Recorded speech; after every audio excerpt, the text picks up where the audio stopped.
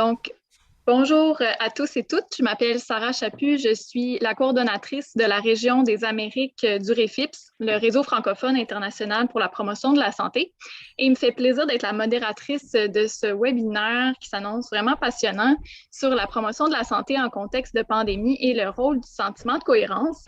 C'est un webinaire qui est organisé par l'Union internationale de promotion de la santé et d'éducation pour la santé dans le cadre de son 70e anniversaire. On peut changer de diapo, merci.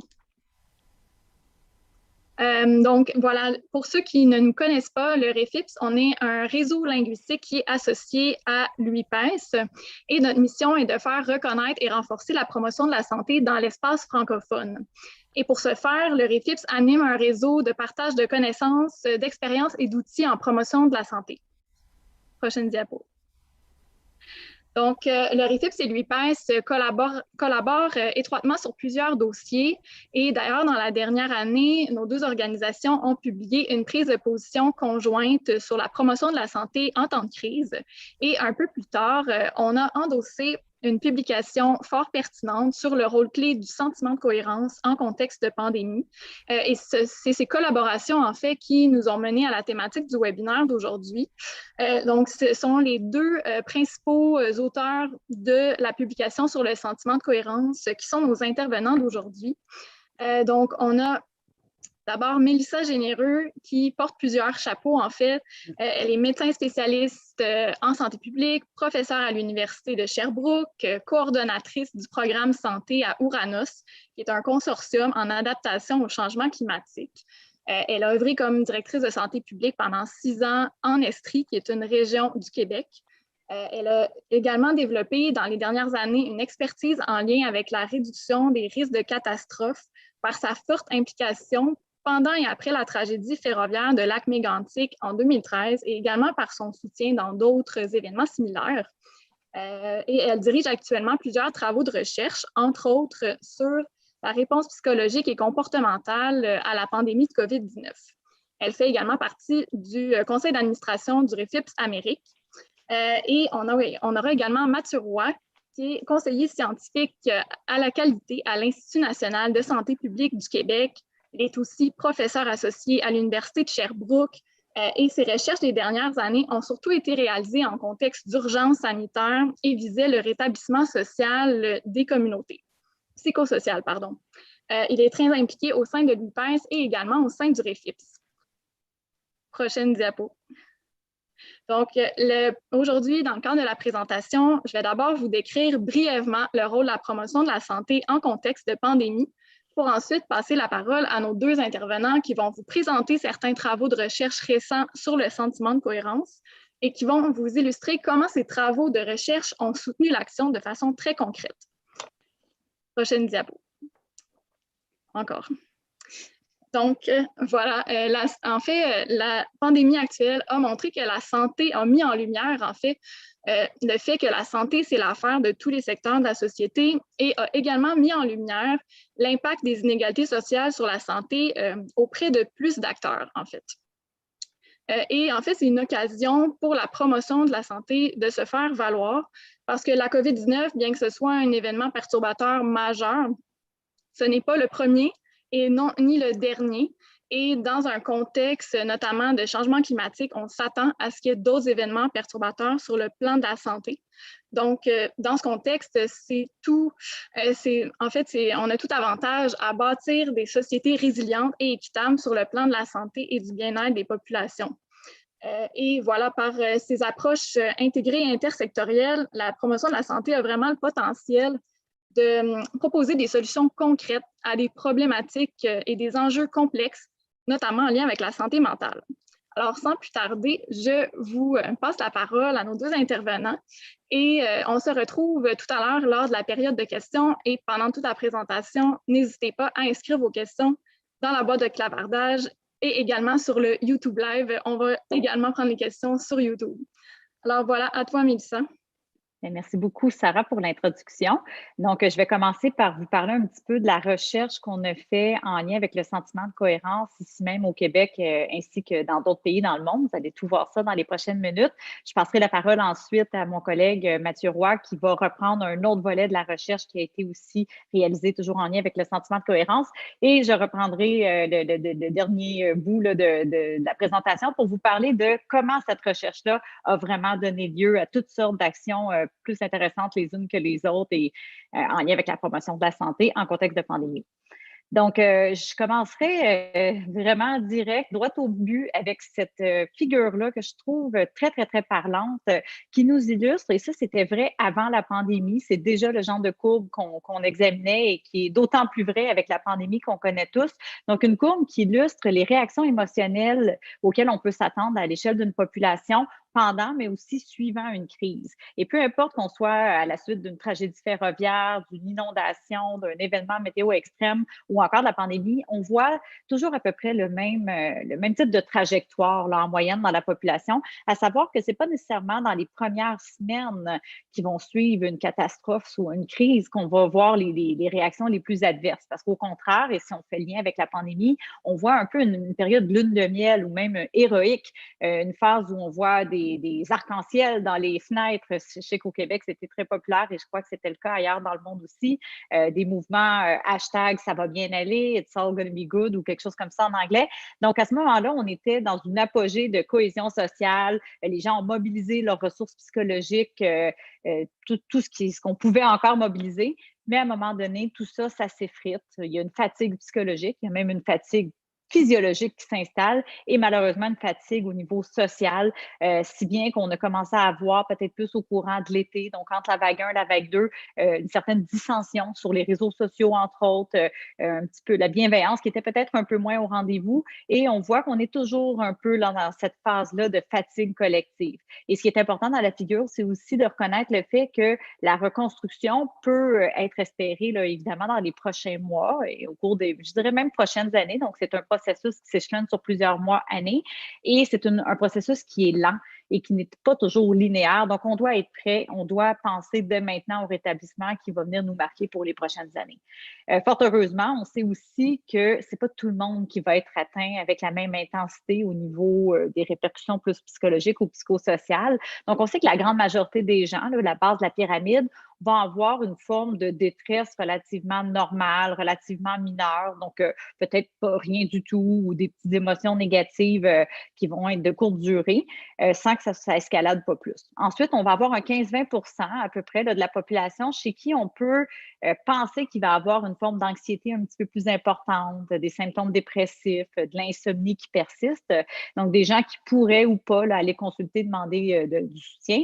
Et c'est vraiment plus une minorité de la population, donc autour de 3-4 qui pourraient voir des symptômes plus envahissants là, de type stress post-traumatique ou dépression sévère et même idées suicidaires. Donc, évidemment, on a voulu, nous aussi, examiner ça à travers une étude qu'on a menée à l'échelle de plusieurs pays dans le monde. Et ce qu'on voulait voir, c'est départager les différents facteurs qui viennent influencer la santé psychologique ou les réactions émotionnelles en temps de pandémie. Donc, évidemment, on pensait qu'elle allait avoir une série de facteurs plus en lien avec les caractéristiques sociodémographiques, des facteurs qui découlent directement de la pandémie, comme la peur, les pertes financières, l'isolement, la stigmatisation. On avait aussi en tête que l'infodémie, donc l'épidémie d'information à laquelle on fait tous face depuis au moins un an, allait elle aussi engendrer différents stresseurs, donc de la confusion, mésinformation, méfiance, croyances erronées. Mais à ça, on trouvait fondamental d'aussi examiner les facteurs de protection, notamment le rôle clé du sentiment de cohérence, comme un facteur qui peut minimiser les impacts des stresseurs que je viens de mentionner. Donc, pour ce faire, on a réalisé une étude dont le leadership est assuré par l'Université de Sherbrooke, mais on travaille vraiment avec plusieurs universités à travers le monde, plusieurs partenaires aussi issus du réseau de la santé, même l'Organisation mondiale de la santé travaille avec nous.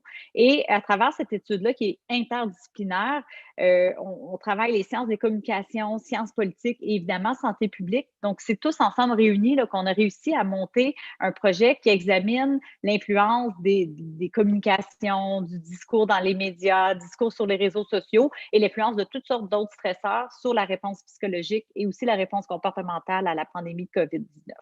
Et je ne vais pas aller en détail aujourd'hui, mais je pense que c'est important que vous voyez un peu ce qui nous a amené, ce qui nous a pisté vers le rôle clé du sentiment de cohérence.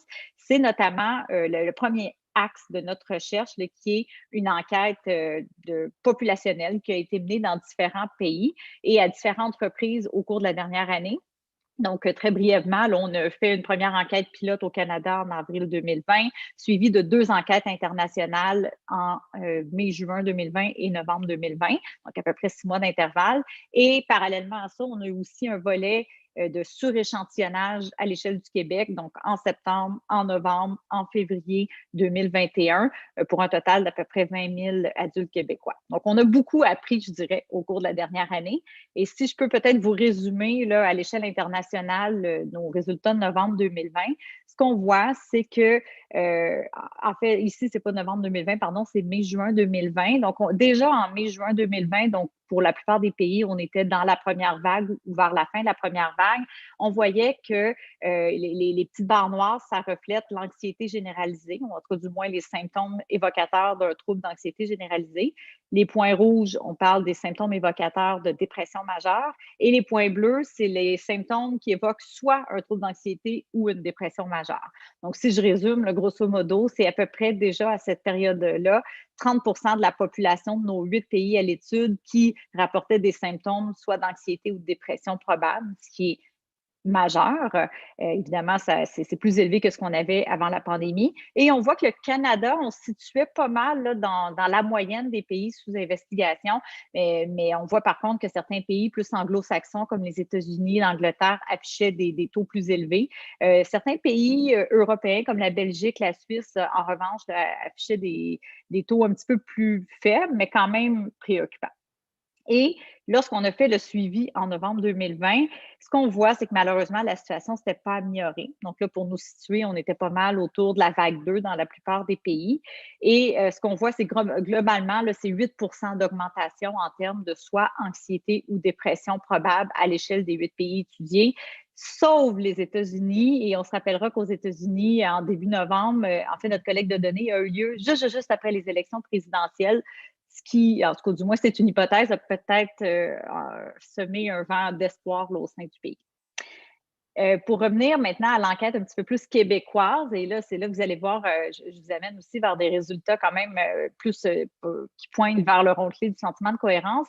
On a en février 2021, donc là, ça fait pas longtemps, là, on parle de 2 mois, je crois, on a questionné 10 000 adultes québécois qui sont vraiment représentatifs de toute la population. Donc, un grand effort est fait là, pour avoir un échantillon qui représente bien monsieur, madame, tout le monde de toutes les régions du Québec. Le questionnaire était en français ou en anglais, offert en ligne.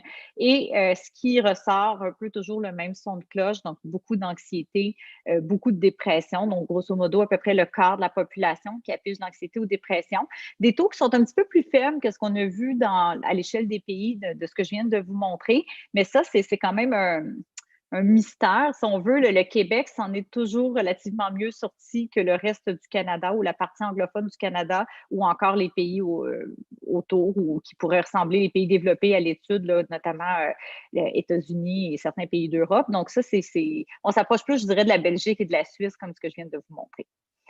Mais ce sur quoi je veux vraiment attirer votre attention, c'est le fait que parmi tous les facteurs qu'on a pu examiner. On a regardé vraiment une grande quantité de facteurs sociodémographiques liés à la pandémie, liés à l'infodémie et des facteurs de protection. Et parmi tout ça, lorsqu'on les prend tous en considération dans une analyse qu'on appelle multivariée, ce qu'on se rend compte, c'est que le facteur qui arrive en 3e rang en termes d'importance ou d'influence sur l'anxiété et la dépression, c'est le sentiment de cohérence. Là, je l'ai mis à la négative pour le mettre au même niveau que les autres, mais comment on pourrait interpréter ça? C'est que les personnes qui rapportent, selon une échelle de mesure, un faible sentiment de cohérence sont des personnes qui vont être 2 à 3 fois plus à risque d'afficher des symptômes qui sont évocateurs d'anxiété ou de dépression.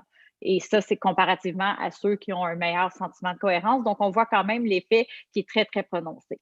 Et vous comprendrez que dès qu'on a commencé à voir ça, là, je vous parle des résultats de février, mais on observe ce lien-là très fort entre sentiment de cohérence et anxiété-dépression depuis déjà notre enquête de mai-juin. Donc, vous comprendrez que depuis ce temps-là, on essaie de comprendre pourquoi, mais surtout, qu'est-ce qu'on peut faire en fonction de ces résultats-là qui sont assez parlants. Donc, sur ça, je vais laisser la parole à mon collègue Mathieu. Merci, Mélissa. Donc, on parle de sentiment de cohérence. J'imagine que les gens veulent savoir un peu qu'est-ce que c'est que ça, ce concept-là. Eh bien, ce concept-là de sentiment de cohérence, c'est un concept qui fait partie d'un concept plus large qui est celui de salutogenèse. Donc, la salutogenèse, c'est un concept qui nous provient de Aaron Antonovsky, un sociologue de la santé là, qui a travaillé dans les années 70-80 sur des enjeux reliés au stress, comme la plupart de ses compatriotes de l'école. Du moment. Donc, Antonovsky, c'est un des premiers qui s'est posé une question qui peut maintenant nous apparaître simple, mais qui, à l'époque, était là, pas une question que l'on se posait souvent, c'est-à-dire qu'est-ce qui, dans des conditions de vie extrêmes, et puis par conditions de vie extrêmes, il faut savoir que Antonovsky travaillait avec des femmes là, donc, qui avaient survécu à des camps de concentration là, lors de l'Holocauste juif pendant la Deuxième Guerre mondiale. Qu'est-ce qui fait que des gens qui vivent dans des situations extrêmes vont être capables de continuer à s'épanouir dans la vie, d'aimer la vie qui les entoure, de trouver que la vie, c'est un défi qui est digne d'investissement, alors que d'autres, dans les mêmes circonstances, s'effondrent totalement. Bref, c'est un des premiers qui s'est demandé pourquoi des individus restent en santé et puis comment et surtout font-ils pour rester en santé. Donc, plutôt que de définir la santé par sa présence ou son absence, il s'est imaginé ce concept-là le long d'un continuum. Le dit continuum, là, santé-maladie. Et puis, pour lui, chaque jour, les individus font face à des facteurs de stress et dès lors, là, il y a deux possibilités qui s'offrent à eux. Soit les individus vont succomber donc au stress et puis se diriger vers le pôle maladie du continuum santé-maladie, soit ils vont pouvoir utiliser ce qu'ils appelaient des ressources de résistance générale qui permettent de gérer l'adversité et de se diriger le long du continuum santé-maladie. Une ressource de résistance générale pour Antonovsky, c'est n'importe quel actif de santé, qu'il soit individuel ou collectif. Et donc, ce mouvement-là vers le pôle santé du continuum santé-maladie, c'est ce qu'il a appelé la salutogenèse. Pour mesurer ce mouvement-là, eh bien, Antonovsky a inventé le concept de sentiment de cohérence, qui est une espèce de prédisposition individuelle, je dirais, d'état devant la vie qui permet de faire sens de ce qui arrive et puis de gérer avec cette adversité-là. Ce concept de sentiment de cohérence comprend trois dimensions centrale, c'est-à-dire une dimension qui est liée à la compréhension de ce qui se passe devant nous, donc à l'intelligibilité. C'est la capacité de comprendre ce qui se passe. Il y a la capacité aussi de donner un sens, de faire sens des situations qui surviennent. Le long du parcours de vie. Et puis, il y a une dernière dimension qui est une dimension qu'on appelle gérer l'adversité, qui est une traduction française, boiteuse peut-être un peu de manageability, qui est la capacité d'identifier et puis de mobiliser justement ces dites ressources de résistance générale pour faire face donc à ces domaines. Ouais. Et bon, quand on se rend compte de ces beaux résultats de recherche que Mélissa nous présente que le sentiment de cohérence, c'est un facteur de protection. Donc, dans les répercussions psychosociales d'urgence sanitaire telles que la COVID, eh bien, on est en droit de se demander, et puis si on ne se le demande pas, je vous dirais que les décideurs vont le faire à notre place, ils vont nous le demander à cette heure, comment est-ce qu'on fait pour produire du sentiment de cohérence. Je dirais que cette question-là, c'est la question qui travaille Mélissa et moi depuis quelques semaines, voire quelques mois. Et à cet égard, on a demandé à une assistante de recherche de nous produire une revue narrative qui permet d'inventorier finalement les interventions existantes et efficaces qui rehaussent le sentiment de cohérence à l'échelle des individus et des communautés.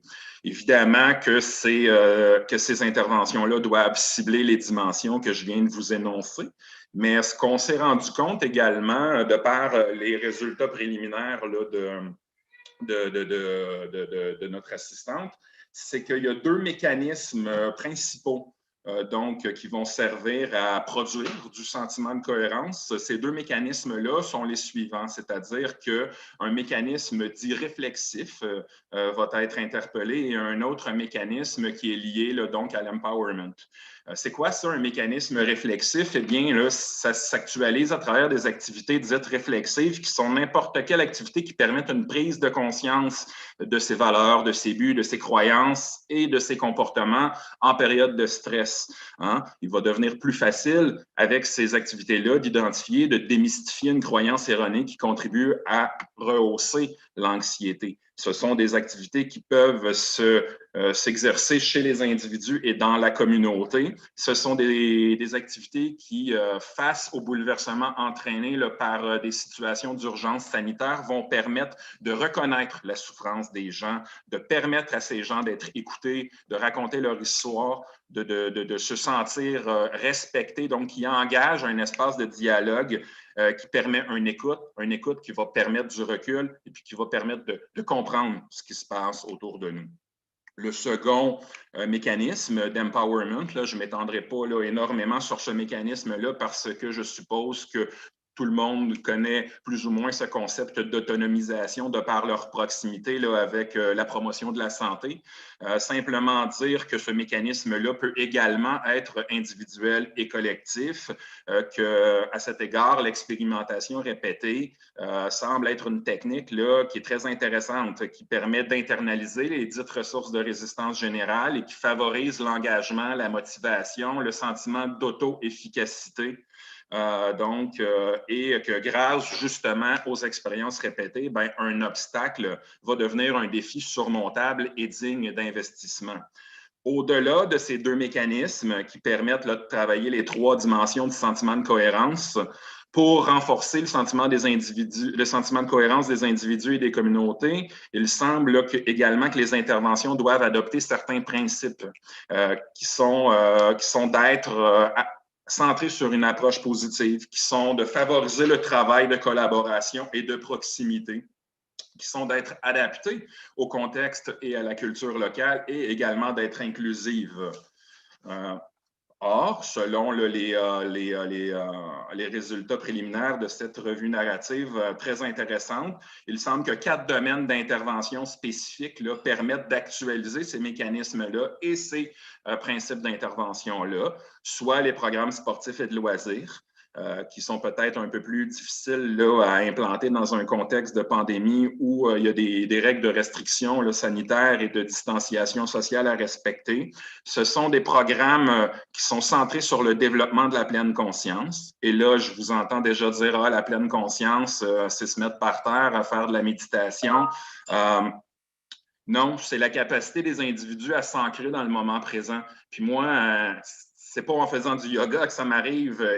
C'est en allant jogger, par exemple. C'est en faisant des Legos avec mon fils que je me rends compte que c'est des moments où est-ce que je vis une espèce de forme de pleine conscience parce que je pense à rien d'autre que ce que je suis en train de faire. Il y a également des activités artistiques et culturelles, et j'y reviendrai dans la prochaine diapositive, et puis finalement, des activités là, qui sont orientées sous une forme de récit de vie. Je pense que Mélissa va en parler tantôt. C'est une technique là, qui permet là, de discuter de ce qu'on vit, de prendre du recul par rapport à ce qu'on vit et là, de justement faire sens des événements qui surviennent. Tu peux passer à la prochaine diapositive, Mélissa. Donc, avant de retourner la parole à Mélissa, là, qui va nous indiquer comment tous ces résultats-là se sont transposés en action et en intervention, peut-être juste me permettre finalement là, de faire une espèce de petit aparté sur les activités artistiques et culturelles.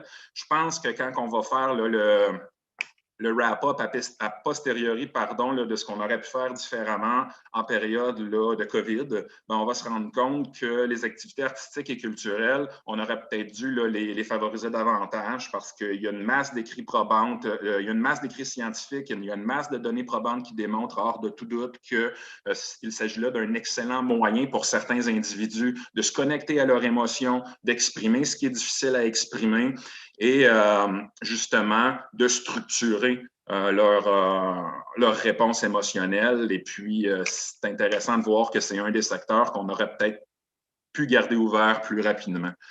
Pour la suite, je vous laisse entre les bonnes mains de Mélissa. Merci.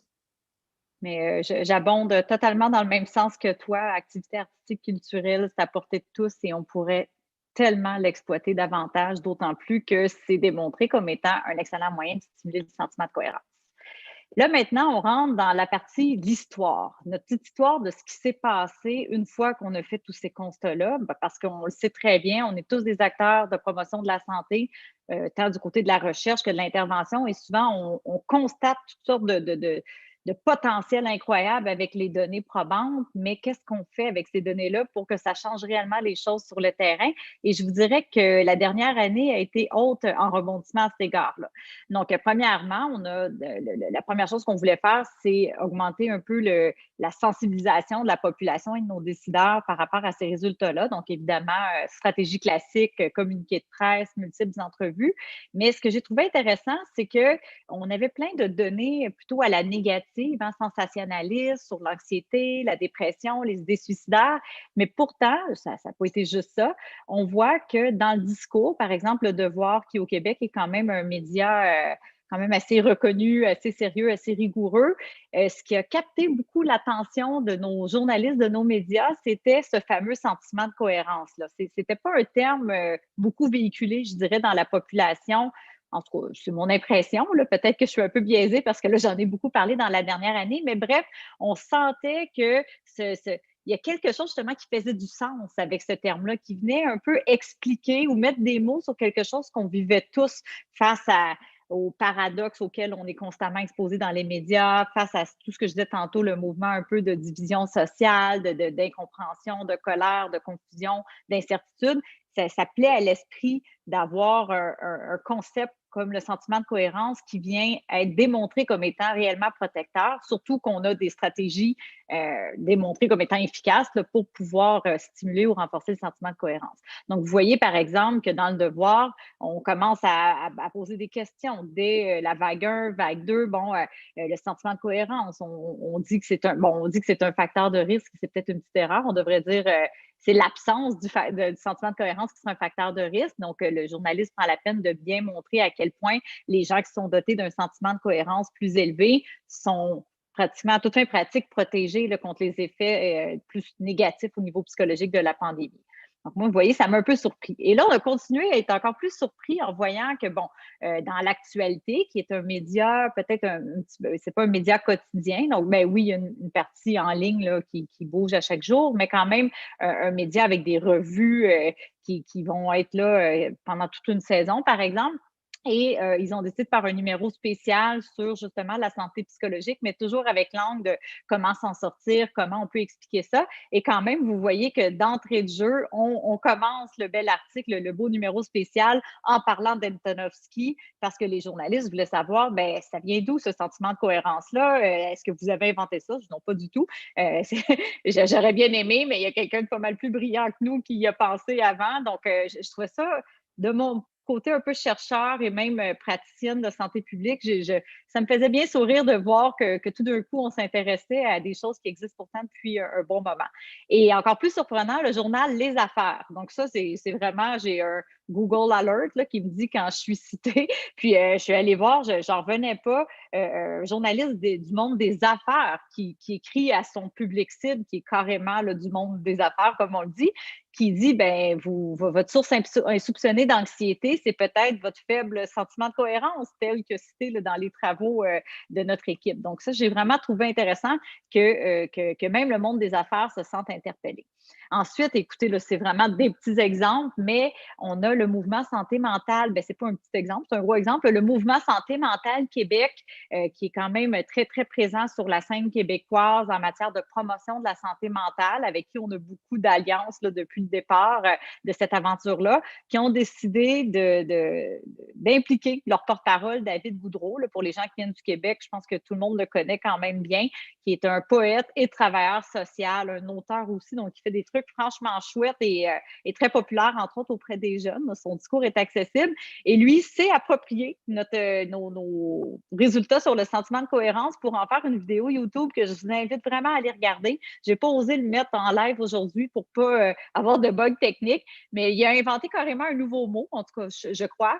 Il commence son vidéo en parlant de « toi, cohères-tu ». C'est comme le verbe cohérer, mais c'est vraiment très bon. C'est comme un slam, c'est vraiment bien. Donc, vous irez voir. On était quand même assez fiers de voir que ça l'a percolé jusqu'à des personnalités comme David Boudreau.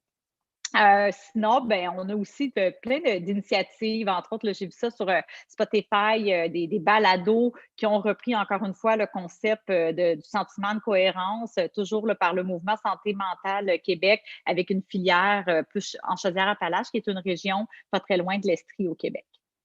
Tout ça est évidemment disponible, puis j'imagine que le PowerPoint vous sera remis. Et ensuite de ça, a déboulé une série de demandes pour des conférences. Honnêtement, je ne les compte plus tellement qu'il y en a eu, mais ce qui m'a surtout frappé, c'est que les demandes sont venues de milieux très, très variés. En fait, pour ainsi dire, pratiquement tous les grands partenaires là, auxquels on aime bien s'affilier pour nos efforts de promotion de la santé.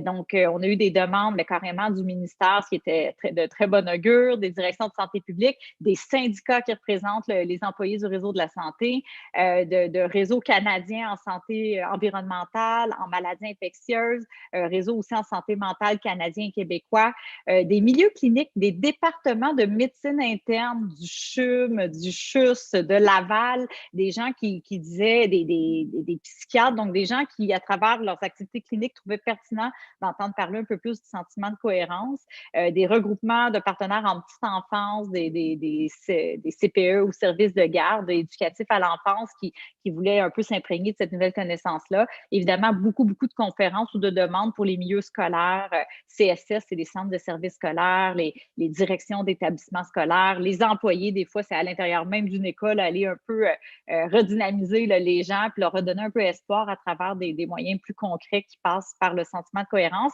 Et comme je disais, bon, secteur communautaire, le monde les maisons des jeunes, les logements communautaires sociaux, et comme je disais, même le secteur privé, là, des conférences pour Sherbrooke Innopol ou des conférences de justement, ça s'appelle Les Affaires, là, qui ciblait le réseau entrepreneurial du Québec. Donc, très belle réception par rapport à ça. Je vous le dis parce que si ça a marché pour nous, ça peut marcher pour tout le monde. Il suffit de prendre le bon angle, le bon moment peut-être pour s'insérer et proposer des données probantes pour venir influencer nos actions. Et justement, au-delà de transfert de connaissances, on a vu aussi qu'il y avait un vif intérêt d'intégrer cette connaissance-là au sein même des actions. Donc, c'est sûr que j'ai un petit parti pris. Je travaille en Estrie comme médecin de santé publique. Donc, j'ai d'abord voulu travailler avec mes collègues à cet égard-là, qui se sont montrés très, très réceptifs dès le départ. Donc, on a conçu, on n'a pas conçu, on s'est inspiré du modèle d'intervention par palier, là, qui est un Step Care Model en anglais, qui est un peu l'approche préconisée lorsqu'on fait face à des problématiques de santé mentale à l'échelle populationnelle. Donc, une approche qui nous invite à avoir une intensité d'intervention ou de service qui est adaptée en fonction de l'intensité des besoins. Donc, les services hautement spécialisés cliniques sont nécessaires, mais peut-être pas pour l'ensemble des gens, seulement pour une partie plus précise des gens qui souffrent davantage, alors que l'approche beaucoup plus communautaire et en promotion est non seulement nécessaire, mais fondamentale, je dirais, pour être capable d'éviter que les gens aient besoin de se rendre à des services plus spécialisés. Et dans ce contexte-là, ce qu'on s'est dit en Estrie, c'est que pour le renforcement du soutien communautaire, pourquoi pas intégrer des concepts liés au sentiment de cohérence, des concepts liés à la revue de littérature là, que Mathieu nous présentait, pour voir à développer des actions très concrètes là, sur lesquelles je vais revenir très prochainement.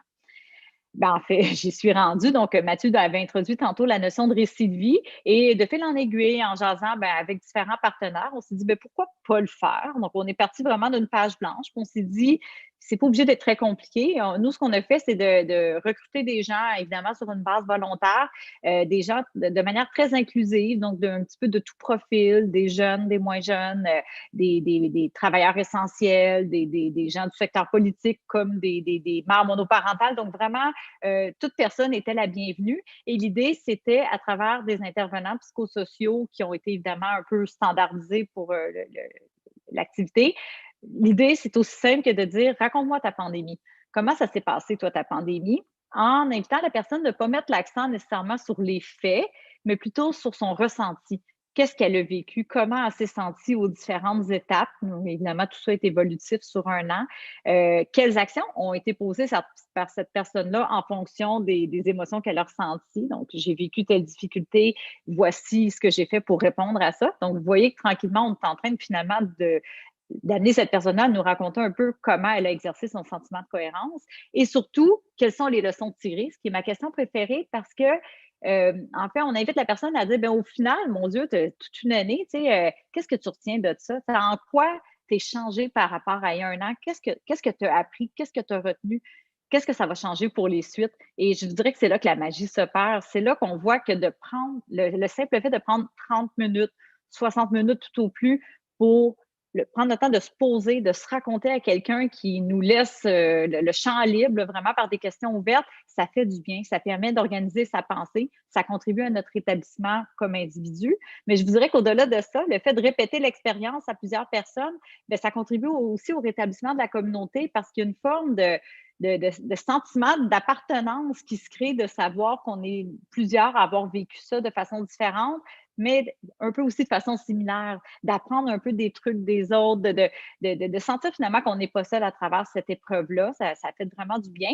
Et au niveau de l'apprentissage collectif, là, tout n'est pas encore parfaitement ficelé, mais l'objectif, c'est de faire une synthèse, évidemment, dénominalisée de ces différents récits de vie-là pour en faire un petit ouvrage, le livrable n'est pas encore tout à fait clair sur quel format on va le faire, mais au moins tirer des apprentissages collectifs de ces experts-là. Nous sommes tous des experts de l'adversité que nous a amené la pandémie et pourquoi pas nous donner la parole pour que nos apprentissages individuels soient synthétisés sous forme d'apprentissage collectif, parce que je pense qu'on a vraiment à apprendre de ce que tous et chacun on a vécu. Une autre façon d'exercer le sentiment de cohérence là, à travers nos actions, peut-être même plus de santé publique cette fois-là, c'est qu'on avait des défis de communication. Hein. On voit, j'imagine que c'est comme ça partout l'ensemble de la planète, mais on a excessivement mis l'accent cette dernière année sur le nombre de cas de COVID, le nombre de décès, le nombre d'hospitalisations, les capacités hospitalières qui sont dépassées. Et tout ça, bien, évidemment, ça amène un peu plus l'accent sur ce qui va mal. Donc, nous, ce qu'on voulait, c'est reconnecter avec la communauté, toujours dans un esprit de renforcer le sentiment de cohérence. Donc, d'aller à la rencontre des gens à travers des activités de porte-à-porte, évidemment, toujours de façon sécuritaire. Des activités où on ne va pas là avec un objectif bien défini de livrer de l'information, mais plutôt une activité où on écoute, on échange, on laisse les gens s'exprimer. On les écoute et on leur permet de nous dire quels sont leurs besoins pour essayer d'apporter des informations complémentaires en fonction des besoins des gens. Donc, vous voyez ici, on est dans, encore une fois, l'acte réflectif, l'empowerment. On redonne une certaine forme de pouvoir aux gens en prenant la peine d'aller à leur rencontre et de les laisser eux-mêmes identifier leurs besoins et de les aider à trouver la réponse à leurs besoins ou à leurs questions. Donc ça, on a mobilisé aussi des forces vives de notre communauté, ce qui est un peu un autre principe du sentiment de cohérence peut-être plus collectif, c'est être capable d'identifier les ressources disponibles et de les mobiliser. Puis on s'est dit, on a plein d'étudiants en médecine qui ne demandent que ça, de pouvoir être utile à leur communauté en contexte de pandémie. Donc, pourquoi pas mobiliser ces belles ressources-là qui, en plus, ont des compétences cliniques, donc sont capables de répondre aux différentes questions qui peuvent leur être posées. Et là, bon, je me suis dit déjà ça, c'est merveilleux. On a fait plein de belles choses et l'histoire, c'est pas terminée là.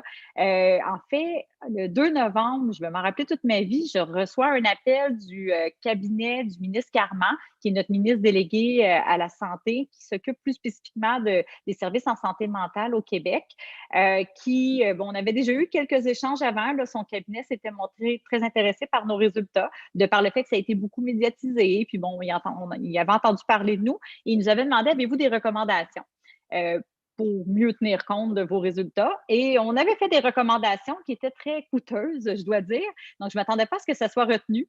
Puis le 2 novembre, on m'appelle le matin pour dire, Mélissa, regarde la télévision, tu vas être contente, on a retenu la proposition. Donc, ce matin-là ou cet après-midi-là, M. Carman faisait l'annonce d'un investissement quand même majeur de 100 millions dans le domaine de la santé mentale, dont 19 millions qui était basé sur notre recommandation de créer et d'implanter des équipes de réseaux d'éclaireurs partout sur le terrain, dans tous les territoires de la province, de manière à agir davantage justement dans un esprit de salutogénèse, de sentiment de cohérence, de promotion de la santé mentale et du bien-être, et évidemment de repérage précoce pour les gens qui seraient un petit peu plus affectés. Donc ça, c'est un projet qui est en ce moment en cours. Moi, je continue à être médecin consultant là, pour le ministère de la Santé et Services sociaux. Le projet est en train de s'implanter partout. Donc, c'est vraiment, je vous dirais, une belle réussite. C'est pas une réussite, mais une belle réalisation dont on est pas mal fiers et qui, elle aussi, a quand même fait pas mal parler. Je vois Sarah, 5 minutes maximum. Ça tombe bien, je suis pas mal rendue là. Puis si vous voulez avoir plus de détails, de toute façon, vous pourrez nous les poser dans les questions. Donc, le réseau des éclaireurs, pourquoi je fais le lien avec le sentiment de cohérence et la salutogénèse? En fait, le lien est très fort parce que je vous dirais qu'on a le Dr Pierre Blot, qui est le directeur national des services en santé mentale, donc qui travaille très étroitement avec le cabinet et le ministre Carman, qui avait entendu parler de nos travaux sur la salutogénèse à Mathieu et moi et nous avait approché justement. Donc, tout ça n'est pas un hasard, c'est vraiment de fil en aiguille que comme on dit, les fils se sont touchés, puis finalement, on en est venu à la conclusion qu'il fallait agir autrement, de façon différente, et on pensait que le réseau des éclaireurs allait être la voie qui allait nous permettre d'innover et d'agir de façon plus créative. Et un des principes centraux du réseau des éclaireurs, c'est vraiment d'adopter une culture, oui, de concertation, mais aussi de salutogénèse. Donc, une approche positive, une approche où on veut renforcer les capacités d'adaptation, renforcer le sentiment de cohérence et la résilience. Et ça, je ne rentrerai pas en détail concrètement sur ce que c'est le réseau des éclaireurs, mais essentiellement, on parle quand même d'environ 150 intervenants partout dans la province, donc un ajout net d'intervenants qui vont travailler sur le terrain dans une approche plus de promotion, prévention, de mobilisation des communautés et de renforcement du sentiment de cohérence. Et ce qui est bien, c'est qu'à travers ce réseau-là, de fil en aiguille, ça a eu d'autres retombées. Donc, on voit, entre autres, chez nous au Québec, on a la démarche Prendre soin de notre monde qui rallie beaucoup les acteurs du réseau de la santé aux acteurs du monde municipal. Donc, tout de suite, ils se sont sentis interpellés par le réseau des éclaireurs en se disant, j'imagine que le milieu municipal va avoir un rôle à jouer pour solidifier ce réseau des éclaireurs-là dans la communauté. Donc, la réponse était oui, bien sûr. Donc, on a fait une petite balado, pas une balado, une vidéo, pardon, pour expliquer un peu plus au monde municipal ce qui s'en venait. Et là, je ne peux plus aller plus haut que ça, je pense. Peut-être, mais parce qu'on n'est pas rendu là. Très récemment, en fait, c'est sorti ce matin. C'est tout chaud, je ne l'ai même pas encore écouté.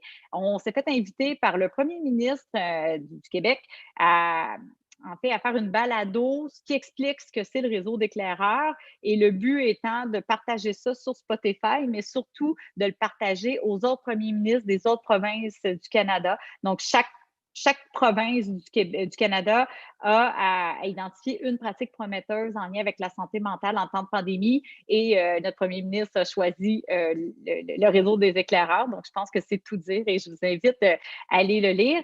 Je vous dirais quand même, Mathieu l'a écouté tantôt, puis on a une citation qui nous a particulièrement plu. On est introduit et la conclusion est faite par le ministre Carman, qui dit mot pour mot, la salutogénèse, je trouve ça intéressant et inspirant. Il faut être créatif et aller vers les gens. Moi, je me dis, notre ministre délégué à la santé et services sociaux dit ça, ça fait ma journée.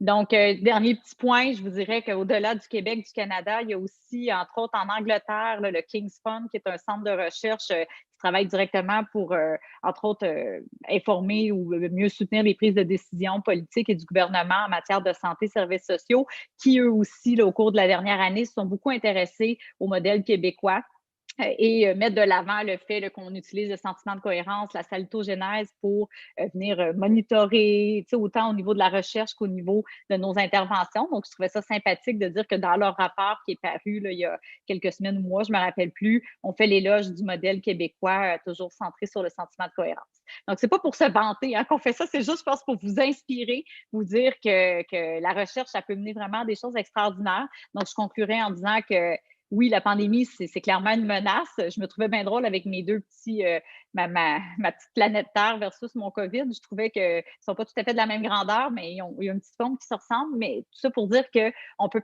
on peut voir la menace, oui, Mais dans ma cohérence à moi, j'ai décidé aussi de voir l'opportunité derrière ça, de voir l'opportunité de encore mieux positionner la promotion de la santé, puis peut-être plus spécifiquement la salutogénèse, le sentiment de cohérence, comme étant quelque chose d'absolument fondamental si on veut être capable de sortir la tête de l'eau et de bien se reconstruire au niveau social.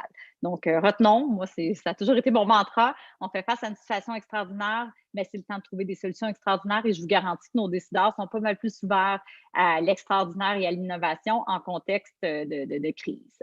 Donc, vous aurez les références pour les curieux et je vais mettre fin à le partage. Voilà.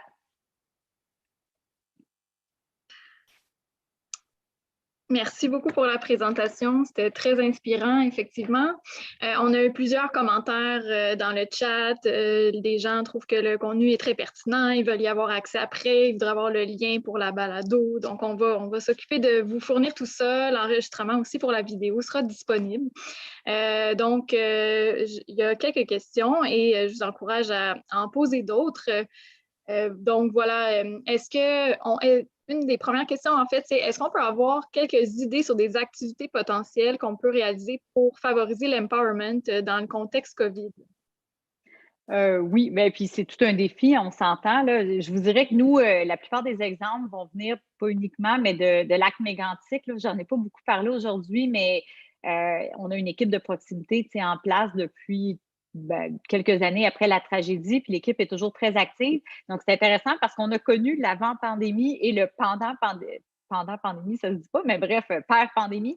Et on a eu forcément à adapter nos actions parce qu'en pré-pandémie, on misait beaucoup sur l'espace physique, sur le être ensemble, sur le rassemblement. C'était un peu de notre viens prendre ta place comme citoyen pour redonner un sens à ta communauté, redonner un sens à ta citoyenneté, de rattacher aux gens. On a pu sauver, c'est une expression, mais sauver des gens uniquement par cette approche-là de participation citoyenne plutôt que de simplement référer en clinique, partir un traitement, par exemple. Donc, on a vraiment vu l'effet très grand.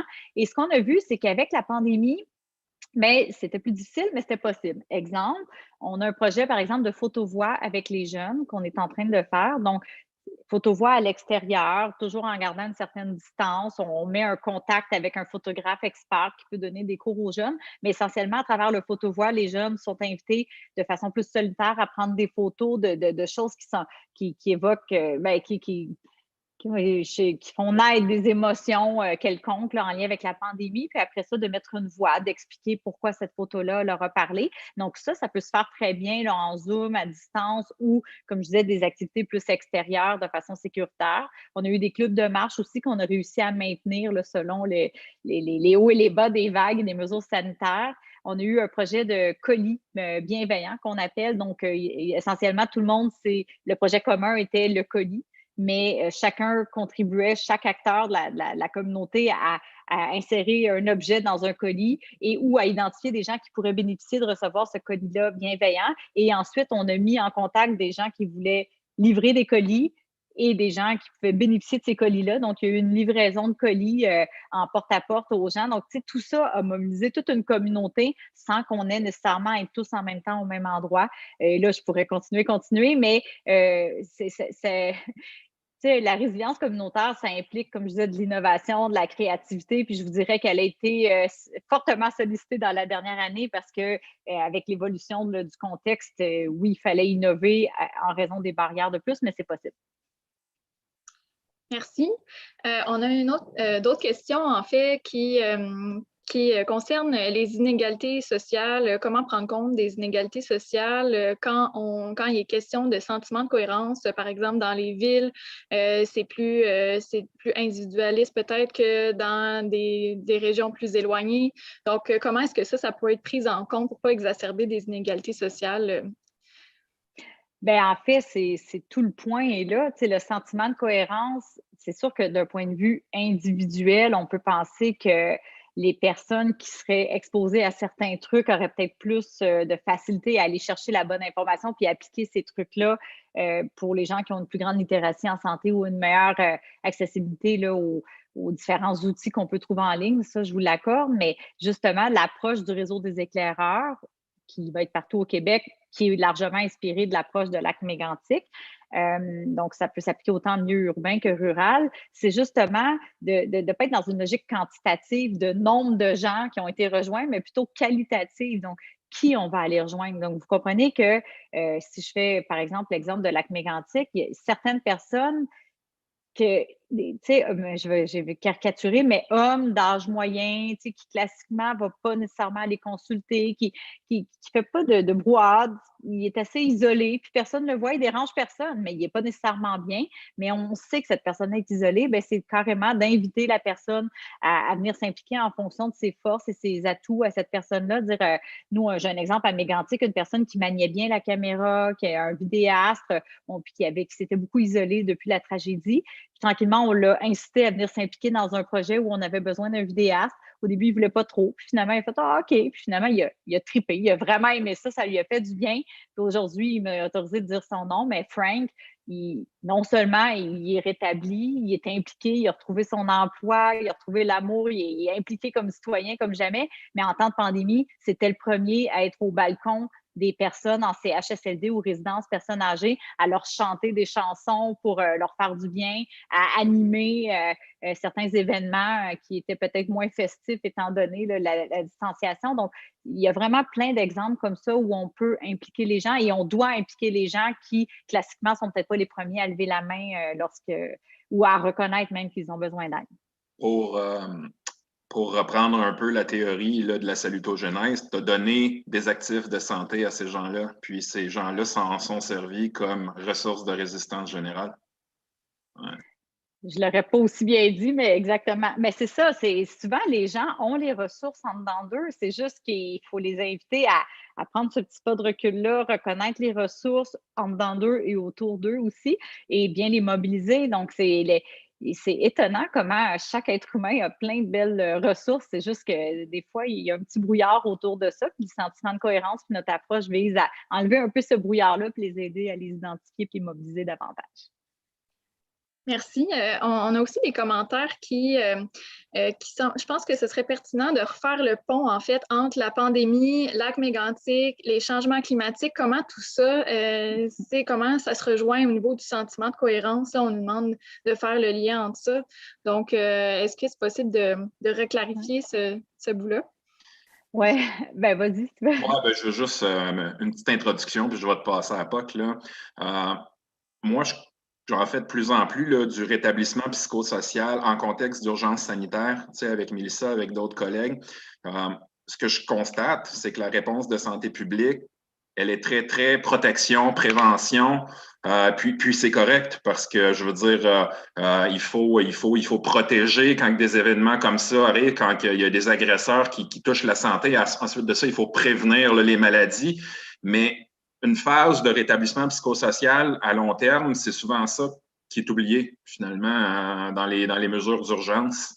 Puis je pense que moi, l'espèce là, de ligne que je vois entre les différents contextes d'urgence sanitaire, c'est il faut réfléchir à une réponse de promotion de la santé aussi dans ça. Et puis là, je vais laisser Mélissa élaborer.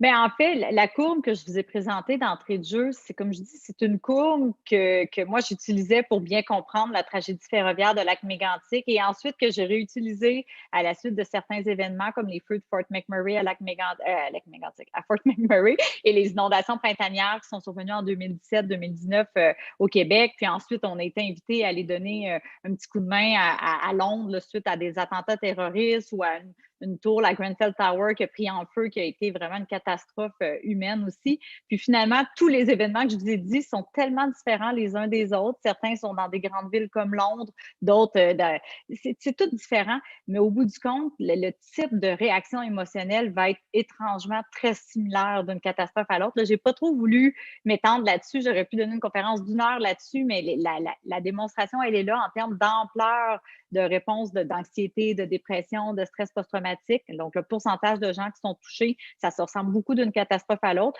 Les stresseurs qui ont mené à ces réponses-là se ressemblent beaucoup. Ça va être beaucoup les pertes financières, les pertes humaines ou la peur pour sa propre sécurité ou sa santé.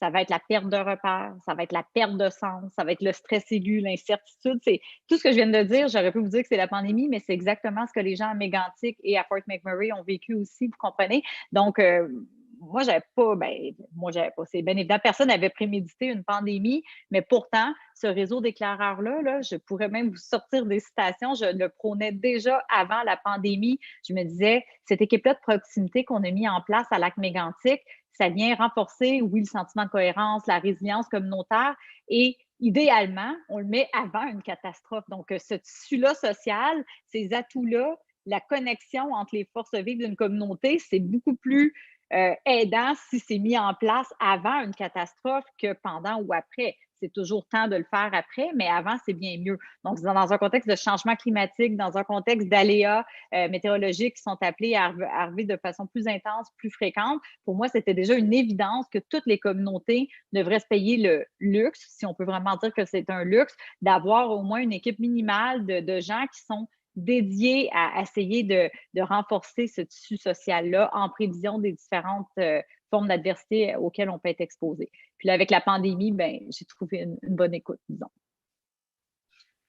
Merci. Justement, en lien avec le réseau d'éclaireurs, il y a quelqu'un qui se dit inquiète par rapport aux personnes qui résistent aux mesures de santé publique, mais qui pourtant ne sont pas probablement en détresse. Comment est-ce que vous pensez que le réseau d'éclaireurs pourrait atteindre ces populations? Mais comme je dis, moi, ma référence, c'est beaucoup Mégantic, parce que quand je vous parle d'un tissu social déjà renforcé, ben, à Mégantic, c'est le cas. L'équipe était déjà fonctionnelle avant la pandémie. On fait face exactement à ce genre de truc-là. Là, c'est dommage, je manquais un petit peu aujourd'hui, mais vous voyez, nous, l'équipe s'est toujours mis dans une posture comme ça, et j'ose croire que ça va être la même chose pour le réseau des éclaireurs, une posture neutre, une posture bienveillante. Donc, l'idée, mon équipe de Mégantic m'a toujours dit, Mélissa, je ne viendrai pas passer tes messages de santé publique. Parce que moi, je me retrouve à être un peu en porte-à-faux. Je suis un médecin de santé publique, mais aussi, je fais la promotion de la santé mentale, mais la lutte au virus aussi. Et des fois, on a des messages de, mon Dieu, les gens ne portent pas le masque, les gens ne respectent pas les mesures, et c'est pour ça qu'on a une hausse de cas dans certains territoires. Mais mon équipe, c'est pas comme ça qu'elle fonctionne, et je les salue aujourd'hui de nous remettre à l'ordre. C'est dire qu'il faut être dans un esprit de bienveillance, d'écoute, d'empathie, de solidarité. Donc, ce qu'on peut faire, c'est vous permettre d'être assis à la même table virtuelle que des partenaires clés de la communauté, leur laisser la parole pour qu'ils puissent eux-mêmes justement organiser leurs pensées, essayer d'expliquer qu'est-ce qui se passe, pourquoi il y a une hausse de cas, et après ça, ensemble, essayer de trouver une solution. Donc, encore une fois, des principes d'empowerment pour dire qu'est-ce qu'on peut faire ensemble. Est-ce que ça vous parle? Vous, trouvez-vous que c'est un problème? La plupart des gens vont dire oui parce que à cause des éclosions, les écoles ferment, les milieux de travail ferment. Mais alors, qu'est-ce qu'on peut faire pour vous aider? Qu'est-ce qui manque? Et c'est comme ça, ensemble, que collectivement, on va rehausser notre cohérence puis notre capacité d'action. Donc, c'est vraiment d'être des médiateurs et de rester neutre et bienveillant et faire confiance à l'humain, je vous dirais, là, parce que fondamentalement, pas mal tout le monde est de bonne foi. C'est juste que tout dépendant à quoi on a été exposé comme source d'information, on peut en arriver à différentes conclusions des experts de santé publique, par exemple. Mais on a le temps pour une dernière petite question. En fait, comment est-ce que vous pensez que des réseaux comme le REFIPS ou l'UPES peuvent contribuer justement dans ce dossier-là? Ben, Mathieu, tantôt, tu as parlé beaucoup d'art et culture. C'est un exemple parmi d'autres, mais ben là, je trouve que c'est un bel exemple. Il existe plein de niches d'intervention qui sont sous-exploitées en ce moment. Art et santé, les liens sont tellement forts, tellement évidents, mais tellement sous-exploités. Il n'y en a pas de grand plan d'action sur comment mettre davantage l'art au bénéfice du bien-être de la collectivité. Et pourtant, en temps de pandémie, ça m'apparaît encore plus évident. Donc, est-ce qu'il y a des niches comme ça qui sont un peu orphelines? Ben, pas orphelines, parce qu'il y a de plus en plus de gens qui s'y intéressent, mais en termes d'organisation de santé, on pourrait, entre autres, jouer un rôle dans ce domaine-là. Mais c'est un exemple parmi d'autres. Moi, ce n'est pas les idées qui manquent, là. C'est peut-être plus les ressources pour être capable de donner suite à nos nombreuses idées. Voilà, écoutez, ça fuse. Il y a beaucoup de commentaires. Là, il y en a beaucoup. Donc, voilà. Je vous remercie beaucoup pour la présentation. C'était vraiment super pertinent. On a beaucoup de merci.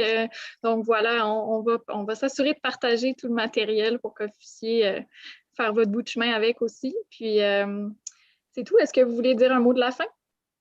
Ben, vas-y, Mathieu, j'ai parlé tout le long. Je te laisse la parole. Moi, je trouve ça génial qu'on mette de l'avant un concept là, plus positif dans le domaine de la santé. J'aurais tendance à essayer de lancer ça là, à la communauté, même en promotion de la santé. Souvent, on essaie de faire de la promotion de la santé, puis on se trouve à penser en termes de maladie. Puis, je vous dirais que faire de la promotion de la santé, c'est pas nécessairement le contraire de la prévention des maladies. Fait que gardez ça toujours à l'esprit, puis de réfléchir en termes positifs. Je pense qu'on va être capable là, de fournir une partie de la réponse vers une société meilleure. C'est tout. Mais, merci. Même dans nos actions de protection, des fois, je me rends compte qu'on veut faire des outils d'information à la population sur quoi pas faire. Puis je me dis, mais pourquoi on ne met pas l'accent sur ce qu'ils peuvent faire à la place? Pourquoi on ne met pas l'accent sur les belles possibilités, les choses qui restent disponibles, les parcs, les espaces verts? C'est de vraiment, comme Mathieu dit, de changer un peu notre façon, notre esprit, qu'on le veuille ou non. On vient beaucoup des sciences cliniques, des sciences médicales où on nous a invités à diagnostiquer des maladies, à trouver des facteurs de risque, à trouver la cause des problèmes. Je pense que le message était clair aujourd'hui. Ce qu'on nous invite à faire, c'est à mettre l'accent beaucoup plus sur ce qui peut aider les gens à aller encore mieux et créer de la santé. Merci. Puis merci à Louis Pince et à toute l'équipe qui ont contribué à organiser le webinaire. Donc, sur ce, je vous souhaite une bonne fin de journée.